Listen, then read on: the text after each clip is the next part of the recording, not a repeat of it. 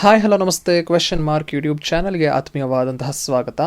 ನನಗೆ ಸುಮಾರು ದಿನಗಳಿಂದ ಇನ್ಸ್ಟಾಗ್ರಾಮ್ನಲ್ಲಿ, ಇಮೇಲ್ನಲ್ಲಿ ಹಾಗೆ ಯೂಟ್ಯೂಬ್ ಕಮೆಂಟ್ನಲ್ಲೂ ಕೂಡ ಸರ್ ನಾನು ಈಗಷ್ಟೇ ಸ್ಟಾಕ್ ಮಾರ್ಕೆಟ್ಗೆ ಎಂಟರ್ ಆಗಿದ್ದೇನೆ, ಯಾವ ಸ್ಟಾಕ್ಸ್ನಲ್ಲಿ ಇನ್ವೆಸ್ಟ್ ಮಾಡುವುದು ಅಂತ ಗೊತ್ತಾಗ್ತಿಲ್ಲ, ತಾವು ಒಂದು 10-12 ಶೇರ್ಗಳನ್ನ ತಿಳಿಸ್ಕೊಡ್ಲಾಗತ್ತಾ ಅಂತ ಮೆಸೇಜ್ ಬಂದಿತ್ತು ನನಗೆ. ಸೊ ಆದ್ದರಿಂದ ಈ ವಿಡಿಯೋದಲ್ಲಿ ನಾನು ಸ್ಟಾಕ್ಸ್ಗಳ ಹಿಂದಿನ ಪರ್ಫಾರ್ಮೆನ್ಸ್ನ ಆಧರಿಸಿ ಹಾಗೆ ಫ್ಯೂಚರ್ ಫೋರ್ಕಾಸ್ಟ್ನ ಕೂಡ ಎಕ್ಸ್ಪೆಕ್ಟ್ ಮಾಡಿ ಒಂದು 36 ಶೇರ್ಗಳನ್ನ ಪಟ್ಟಿ ಮಾಡಿದ್ದೆ. ಆ 36 ಶೇರ್ಗಳನ್ನ 3 ಸೆಟ್ಗಳಾಗಿ ಡಿವೈಡ್ ಮಾಡ್ಕೊಂಡಿದ್ದೇನೆ. ಸೊ ಪ್ರತಿ ಸೆಟ್ನಲ್ಲೂ 12 ಶೇರು ಅಲ್ವಾ. ಸೊ ಈ ಒಂದು ಪರ್ಟಿಕ್ಯುಲರ್ ವಿಡಿಯೋದಲ್ಲಿ ನಾನು ಸೆಟ್ ನಂಬರ್ 1 ಅಂದರೆ ಫಸ್ಟ್ ಸೆಟ್ನಲ್ಲಿರುವಂತಹ ಶೇರ್ಗಳನ್ನ ಅನಾಲಿಸಿಸ್ ಮಾಡ್ತಾ ಇದ್ದೇನೆ. ಸೊ ಬನ್ನಿ ಇನ್ಯಾಕೆ ತಡ, ಯಾವ ಶೇರ್ಗಳಿದೆ ಫಸ್ಟ್ ಸೆಟ್ನಲ್ಲಿ ಅಂತ ನೋಡ್ಕೊಬರೋಣ. And the first company is Reliance industries. ಬಹುಶಃ ರಿಲಯನ್ಸ್ ಬಗ್ಗೆ ಕೇಳಿಲ್ದಿರೋ ಸಂಖ್ಯೆ ತೀರಾ ಕಡಿಮೆ ಅಂತ ಅಂದ್ಕೊಳ್ತೇನೆ ನಾನು. ಸೊ ಭಾರತದ ಅತಿ ಶ್ರೀಮಂತ ವ್ಯಕ್ತಿಯಾದಂತಹ ಮುಖೇಶ್ ಅಂಬಾನಿಯವರ ಒಡೆತನದ ಸಂಸ್ಥೆ ರಿಲಯನ್ಸ್ ಇಂಡಸ್ಟ್ರೀಸ್. ಹಾಗೆ ಷೇರು ಮಾರುಕಟ್ಟೆಯಲ್ಲೂ ಕೂಡ ಅಷ್ಟೇ ನಂಬರ್ 1 ಸ್ಥಾನ ಹೊಂದುತ್ತೆ. ಮಾರ್ಕೆಟ್ ಕ್ಯಾಪ್ ವೈಸ್ ನೋಡಿದ್ರೆ ಸುಮಾರು 21 ಲಕ್ಷಕ್ಕೂ ಹೆಚ್ಚು 21 ಲಕ್ಷ ಕೋಟಿಗೂ ಹೆಚ್ಚು ಮಾರ್ಕೆಟ್ ಕ್ಯಾಪ್ ಇರುವಂತಹ ರಿಲಯನ್ಸ್ ಸಂಸ್ಥೆ ಭಾರತೀಯ ಷೇರು ಮಾರುಕಟ್ಟೆಯಲ್ಲಿ ನಂಬರ್ 1 ಸ್ಥಾನ ಹೊಂದಿದೆ. ಸೊ ಬಿಸ್ನೆಸ್ ಏನು ಮಾಡುತ್ತೆ ಅಂತ ನೋಡೋದಾದ್ರೆ ಇಟ್ಸ್ ಅ ಕೋಗ್ಲೋಮರೇಟ್ ಅಂತ ಕರೀತಾರೆ. ಸೊ ಬೇಸಿಕಲಿ ಮಲ್ಟಿಪಲ್ ಬಿಸ್ನೆಸ್ನ ಹ್ಯಾಂಡಲ್ ಮಾಡ್ತೀವಿ ಒಂದು ಸಂಸ್ಥೆ. ಸೊ ಎನರ್ಜಿಯಿಂದ ಹಿಡಿದು ಎಂಟರ್ಟೈನ್ಮೆಂಟ್ವರೆಗೂ ಇದೆ. So energy is a major source of revenue. So basically crude ಆಯಿಲ್ನ ರಿಫೈನ್ಡ್ ಆಯಿಲ್ ಆಗಿ ಕನ್ವರ್ಟ್ ಮಾಡಿ ಸಪ್ಲೈ ಮಾಡುವಂತಹ ಬಿಸ್ನೆಸ್ನ ಮಾಡುತ್ತೆ. ಹಾಗೆ ಪೆಟ್ರೋಕೆಮಿಕಲ್ಸ್. ಸೊ ಪೆಟ್ರೋಕೆಮಿಕಲ್ಸ್ನಲ್ಲಿ ಭಾರತದಲ್ಲಿ ನಂಬರ್ 1 ಕಂಪನಿ ಅಂತ ಹೇಳ್ಬೋದು Reliance industries. So basically petrochemical products like polymers ಆಗಿರ್ಬೋದು, ಪಾಲಿಈಸ್ಟರ್ಸ್ ಆಗಿರ್ಬೋದು, ಎಲಾಸ್ಟೋಮರ್ಸ್, ಹೀಗೆ ಹಲವಾರು ಪೆಟ್ರೋಲಿಯಂ ಪ್ರಾಡಕ್ಟ್ಸ್ನ ಕೂಡ ಮ್ಯಾನುಫ್ಯಾಕ್ಚರ್ ಮಾಡ್ತಾರೆ ಈ ಒಂದು ಸಂಸ್ಥೆ. ನಂತರ retail stores like Reliance fresh ಆಗಿರ್ಬೋದು, ರಿಲಯನ್ಸ್ ಜುವೆಲ್ಸ್, ರಿಲಯನ್ಸ್ ರಿಟೇಲ್ ಅಂತ ಸ್ಟೋರ್ಸ್ಗಳನ್ನ, ಔಟ್ಲೆಟ್ಸ್ಗಳನ್ನ ತಾವು ನೋಡಿರ್ತೀರ. ಸೊ ಅದನ್ನು ಕೂಡ ಇದರ ಅಂಡರಲ್ಲೇ ಬರ್ತದೆ. ನಂತರ digital services like Jio sim card ಆಗಿರ್ಬೋದು, ಜಿಯೋ ಫೋನ್ಸು, ಹಾಗೆ ಜಿಯೋ ಫೈಬರ್ ಬ್ರಾಡ್ಬ್ಯಾಂಡ್ ಕನೆಕ್ಷನ್ ಆಗಿರ್ಬೋದು, ಹೀಗೆ ಹಲವಾರು ಡಿಜಿಟಲ್ ಸರ್ವಿಸಸ್ನ ಕೂಡ ಈ ಒಂದು ಕಂಪನಿ, ಈ ಒಂದು ಸಂಸ್ಥೆ ನಮಗೆ ಗ್ರಾಹಕರಿಗೆ ಕೊಡುತ್ತೆ. ನಂತರ ನ್ಯೂ ಎನರ್ಜಿ. ಸೊ ನ್ಯೂ ಎನರ್ಜಿನಲ್ಲಿ ಬೇಸಿಕಲಿ ಕಾರ್ಬನ್ ಕಂಟೆಂಟ್ ಇರುತ್ತಲ್ಲ. ಸೊ ಬೇಸಿಕಲಿ ಇವರು 2035 ಝೀರೋ ಕಾರ್ಬನ್ ಅಚೀವ್ ಮಾಡಬೇಕು ಅಂತ ಒಂದು ಗೋಲ್ನ ಇಟ್ಟಿದ್ದಾರೆ. ಹಾಗೆ ಕ್ಲೀನ್ ಎನರ್ಜಿ ಮತ್ತು ಗ್ರೀನ್ ಎನರ್ಜಿನಲ್ಲಿ ಹೈಡ್ರೋಜನ್ ಫ್ಯೂಲ್ ಆಗಿರ್ಬೋದು, ವಿಂಡ್ ಎನರ್ಜಿ ಆಗಿರ್ಬೋದು, ಸೋಲಾರ್ ಎನರ್ಜಿನ ಮ್ಯಾನುಫ್ಯಾಕ್ಚರ್ ಮಾಡ್ತಾಯಿದ್ರು ಇವರು. ಆ್ಯಂಡ್ ಅದಾದ ನಂತರ ಹಾಗೆ ಬ್ಯಾಟ್ರೀಸ್ನ ಕೂಡ ಇವರು ಮ್ಯಾನುಫ್ಯಾಕ್ಚರ್ ಮಾಡ್ತಾರೆ. Okay, so basically clean and green energy renewable ಸೆಕ್ಟರ್ನಲ್ಲಿ ಮ್ಯಾನುಫ್ಯಾಕ್ಚರ್ ಮಾಡ್ತಾ ಇದ್ದಾರೆ. ಅದಾದ ನಂತರ media and entertainment. So basically Jio TV and Jio cinema. So most popular ಅಲ್ವಾ. ಎಸ್, ಈಗ ರೀಸೆಂಟಾಗಿ IPL ನಡೀತು. ಸೊ ಹೀಗೆ ಹಲವಾರು ಕ್ರಿಕೆಟ್ ಮ್ಯಾಚಸ್ ಆಗಿರ್ಬೋದು, ಧಾರಾವಾಹಿಗಳಾಗಿರ್ಬೋದು, ಸಿನಿಮಾಗಳಾಗಿರ್ಬೋದು ಜಿಯೋ ಸಿನಿಮಾ ಆ್ಯಪ್ನಲ್ಲಿ ನಾವು ನೋಡ್ತಾ ಇದ್ದೀವಿ ಅಲ್ವಾ. ಫ್ರೀಯಾಗಿ ಲೈವ್ ಆಗಿ ನೋಡ್ತಾ ಇದ್ದೀವಿ ನಾವು.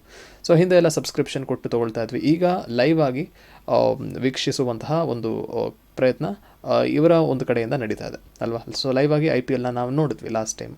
So Indian TV channels like Hathway ನೀವು ನೋಡಿರ್ತೀರಲ್ಲ, ಹ್ಯಾಥ್ವೇ ಕೇಬಲ್ ನೆಟ್ವರ್ಕ್ಸ್, ಅದು ಕೂಡ ರಿಲಯನ್ಸ್ ಅಕ್ವೈರ್ ಮಾಡ್ಕೊಂಡಿದ್ದಾರೆ ಆ ಒಂದು ಸಂಸ್ಥೆನ, ಹ್ಯಾಥ್ವೇ ಸಂಸ್ಥೆನ. ಹಾಗೆ ಡೆನ್ ಚಾನಲ್ಸ್ನ ನೀವು ನೋಡಿರ್ಬೋದು, ಡೆನ್ ಸೆಟಪ್ ಬಾಕ್ಸ್ ಆಗಿರ್ಬೋದು, ಕೇಬಲ್ ನೆಟ್ವರ್ಕ್ಸ್ ಆಗಿರ್ಬೋದು, ಅದೆಲ್ಲ ರಿಲಯನ್ಸ್ ಇಂಡಸ್ಟ್ರಿ ಅಂಡರಲ್ಲೇ ಬರ್ತದೆ ಮೋಸ್ಟ್ ಆಫ್ ದಮ್. ಸೊ ನೋಡ್ಬೋದು today in 1 in 2 Indian watch our TV channel ಅಂತ ಕೊಟ್ಟಿದ್ದಾರೆ ಇವರು.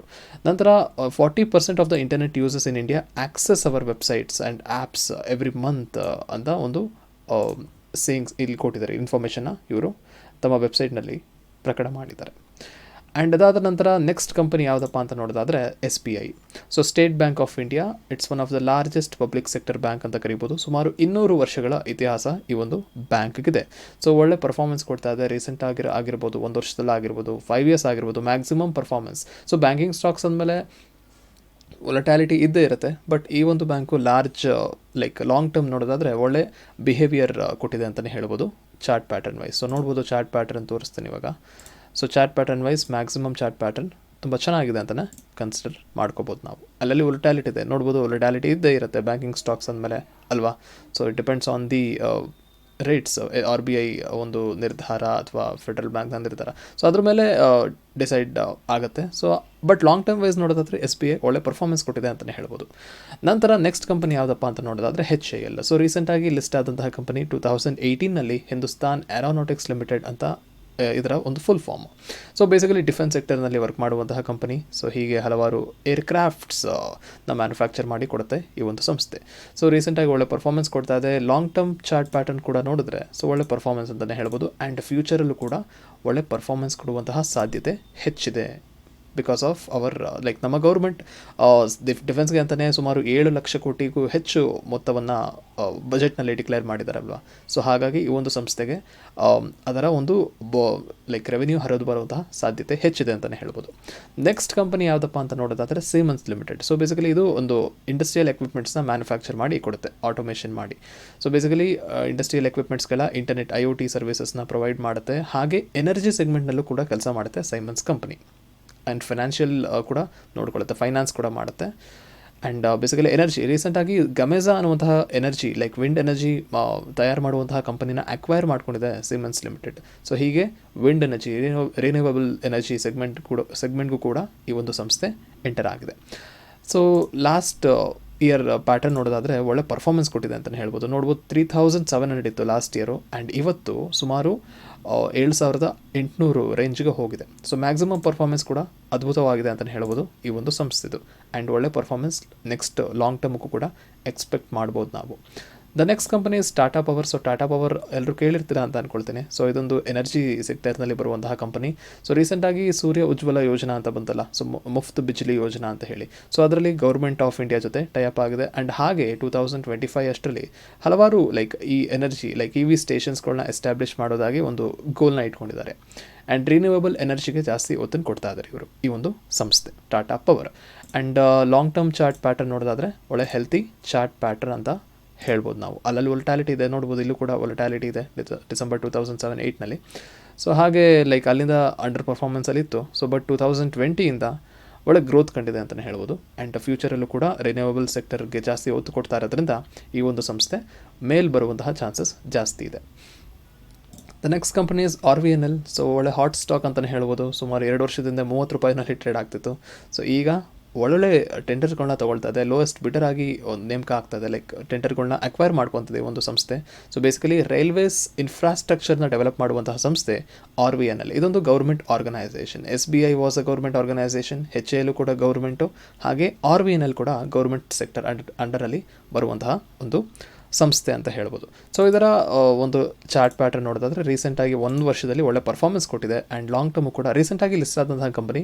ಸೊ 1 ಇಯರಲ್ಲಿ ಒಳ್ಳೆ ಪರ್ಫಾರ್ಮೆನ್ಸ್ ಕೊಟ್ಟಿದೆ ಅಂತಲೇ ಹೇಳ್ಬೋದು ಈ ಒಂದು ಸಂಸ್ಥೆ.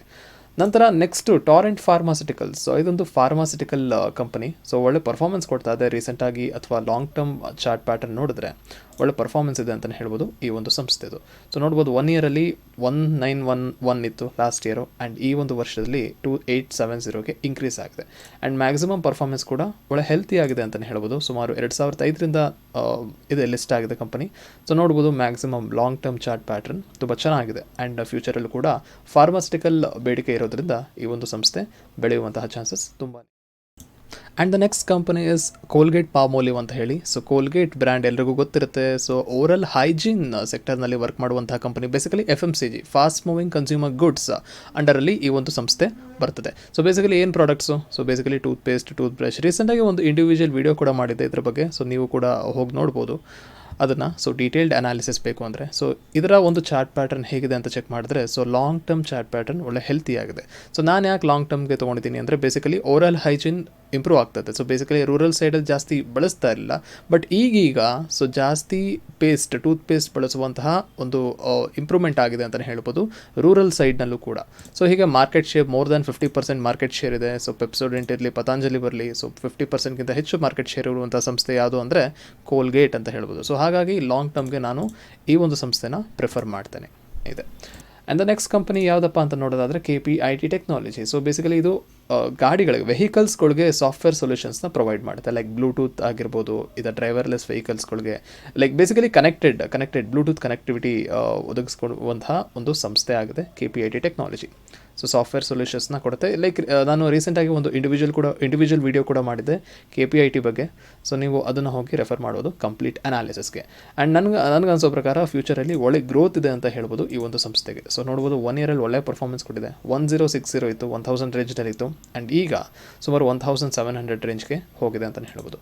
ಸೊ ಮ್ಯಾಕ್ಸಿಮಮ್ ಪರ್ಫಾರ್ಮೆನ್ಸ್ ನೋಡಿದ್ರೆ ರೀಸೆಂಟಾಗಿ ಲಿಸ್ಟ್ ಆಗಿರುವಂತಹ ಕಂಪನಿ ಇದು 2019ನಲ್ಲಿ. ಸೊ ಒಳ್ಳೆ ಪರ್ಫಾರ್ಮೆನ್ಸ್ ಕೊಟ್ಟಿದೆ ಲೈಕ್ ರೀಸೆಂಟ್ 5 ಇಯರ್ಸಲ್ಲಿ ನೋಡೋದಾದರೆ.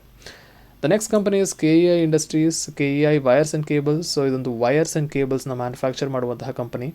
ಆ್ಯಂಡ್ ಇದು ಕೂಡ ಇನ್ಫ್ರಾಸ್ಟ್ರಕ್ಚರ್ ಲೈಕ್ ಎಲೆಕ್ಟ್ರಿಫಿಕೇಷನ್ ಪ್ರಾಸೆಸ್ನಲ್ಲಿ ಜಾಸ್ತಿ ವೈರ್ಸ್ ಬೇಕಾಗತ್ತಲ್ವ ಭಾರತದ ಇನ್ಫ್ರಾಸ್ಟ್ರಕ್ಚರ್ ಡೆವಲಪ್ ಮಾಡಬೇಕು ಅಂದರೆ. ಸೊ ಇದು ಕೂಡ ಒಳ್ಳೆ ರೋಲ್ನ ಪ್ಲೇ ಮಾಡುವಂತಹ ಚಾನ್ಸಸ್ ಇದೆ ಫ್ಯೂಚರ್ನಲ್ಲಿ. So long term chart pattern ನೋಡ್ಬೋದು, ಒಂದು ವರ್ಷದಲ್ಲಿ ಒಳ್ಳೆ ಪರ್ಫಾರ್ಮೆನ್ಸ್ ಕೂಡ ಇದೆ. 2400 ಇತ್ತು, ಈಗ 4685ಗೆ ಇನ್ಕ್ರೀಸ್ ಆಗಿದೆ. ಆ್ಯಂಡ್ ಮ್ಯಾಕ್ಸಿಮಮ್ ಪರ್ಫಾರ್ಮೆನ್ಸ್ ನೋಡ್ಬೋದು, ನಾನು ಒಂದು ರೋಲ್ ಮಾಡೆಲ್ ಚಾರ್ಟ್ ಅಂತ ಲೈಕ್ ಚಾರ್ಟ್ ಪ್ಯಾಟರ್ನ್ ಅಂತ ಕರಿತೀನಿ. ನೋಡ್ಬೋದು ಲೈಕ್ ಹೆಂಗೆ ಇನ್ಕ್ರೀಸ್ ಆಗಿದೆ ಅಂತ ಹೇಳಿ.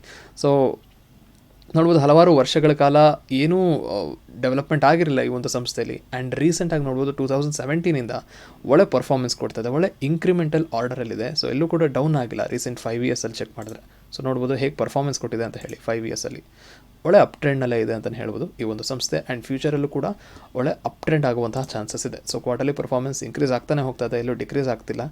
ಒಳ್ಳೆ ಸೇಲ್ಸ್ ಮಾಡ್ತಾ ಇದೆ, ಇಯರ್ ಆಗಿರ್ಬೋದು ಅಥವಾ ಕ್ವಾರ್ಟರ್ ಆನ್ ಕ್ವಾರ್ಟರ್ ಆಗಿರ್ಬೋದು. ಆ್ಯಂಡ್ ನಂತರ ನೆಕ್ಸ್ಟ್ ಕಂಪನಿ ಯಾವುದಂದರೆ ನಾರಾಯಣ ಹೆಲ್ತ್. ಸೊ ಬೇಸಿಕಲಿ ಇದು ಕೂಡ ರೀಸೆಂಟಾಗಿ ಒಂದು ಇಂಡಿವಿಜುವಲ್ ವಿಡಿಯೋ ಮಾಡಿದ್ದೆ. ಸೊ ಇದು ಹೆಲ್ತ್ ಕೇರ್ ಸೆಗ್ಮೆಂಟ್ನಲ್ಲಿ ಬರುವಂತಹ ನಮ್ಮ ಕರ್ನಾಟಕದ ಕಂಪನಿ ನಾರಾಯಣ ಹೆಲ್ತ್. ನಮ್ಮ ದೇವಿ ಶೆಟ್ಟಿ ನೀವು ಕೇಳಿರ್ತೀರಾ ಅಂತ ಅಂದ್ಕೊಳ್ತೀನಿ. ಸೊ ಇವರು ಈ ಒಂದು ಸಂಸ್ಥೆಯ ಫೌಂಡರ್. ಓಕೆ, ಸೊ ಬೇಸಿಕಲಿ ಹಾರ್ಟ್ಗೆ ಸಂಬಂಧಿಸಿದ ಹಾಸ್ಪಿಟಲ್ ಅಂತ ಹೇಳ್ಬೋದು ನಾರಾಯಣ. ಸೊ ಲಿಸ್ಟ್ ಆಗಿರೋದು ಹೆಸರು ಏನಂತ ನಾರಾಯಣ ಹೃದಯಾಲಯ ಅಂತ ಲಿಸ್ಟ್ ಆಗಿದೆ. ಸೊ 2 BSEಯಲ್ಲೂ ಇದೆ, NSEಯಲ್ಲೂ ಇದೆ. ಸುಮಾರು 25 ಲಕ್ಷ ಕೋಟಿ ಲೈಕ್ 25,000 ಕೋಟಿ ಮಾರ್ಕೆಟ್ ಕ್ಯಾಪ್ ಇರುವಂತಹ ಕಂಪನಿ. ಆ್ಯಂಡ್ ಚಾರ್ಟ್ ಪ್ಯಾಟರ್ನ್ ನೋಡ್ಬೋದು, 1 ಇಯರಲ್ಲಿ ಜಾಸ್ತಿ ಏನು ಮೇಜರ್ ಚೇಂಜಸ್ ಇಲ್ಲ. 1000 ಈಗ 1200 ಹೋಗಿದೆ, 200 ರೂಪೀಸ್ ಜಾಸ್ತಿ ಆಗಿದೆ ಅಷ್ಟೇ. ಮ್ಯಾಕ್ಸಿಮಮ್ ಪರ್ಫಾರ್ಮೆನ್ಸ್ ಹೆಲ್ತಿ ಆಗಿದೆ ಅಂತಲೇ ಹೇಳ್ಬೋದು. ಸೊ 2016ಇಂದ ಇದೆ ಒಂದು ಸಂಸ್ಥೆ. ಸೊ ನೋಡ್ಬೋದು ಸ್ಟಾಕ್ ಮಾರ್ಕೆಟ್ನಲ್ಲಿ. ಸೊ ಒಳ್ಳೆ ಅಪ್ ಟ್ರೆಂಡ್ನಲ್ಲಿದೆ ಅಂತಲೇ ಹೇಳ್ಬೋದು. ಆ್ಯಂಡ್ ಫ್ಯೂಚರಲ್ಲೂ ಲೈಕ್ ಹಾರ್ಟ್ ಡಿಸೀಸಸ್ ಜಾಸ್ತಿ ಆಗ್ತಾ ಇರೋದ್ರಿಂದ ಈ ಒಂದು ಸಂಸ್ಥೆ ರೆವಿನ್ಯೂ ಜಾಸ್ತಿ ಹರಿದು ಬರುವಂತಹ ಚಾನ್ಸಸ್ ಇದೆ ಅಂತ ನನ್ನ ಒಂದು ಒಪಿನಿಯನ್ ಅಷ್ಟೇ. And the 12th company, last company ಯಾವುದಂದರೆ ACE, ಆ್ಯಕ್ಷನ್ ಕನ್ಸ್ಟ್ರಕ್ಷನ್ ಎಕ್ವಿಪ್ಮೆಂಟ್ಸ್. ಇದು ನನ್ನ one of the favourite stock ಅಂತ ಕರ್ಸ್ಕೊಳ್ಳುತ್ತೆ. ಆ್ಯಂಡ್ ರೀಸೆಂಟಾಗಿ ಒಂದು ಇಂಡಿವಿಜುವಲ್ ವೀಡಿಯೋ ಕೂಡ ಮಾಡಿದೆ ಇದ್ರ ಬಗ್ಗೆ.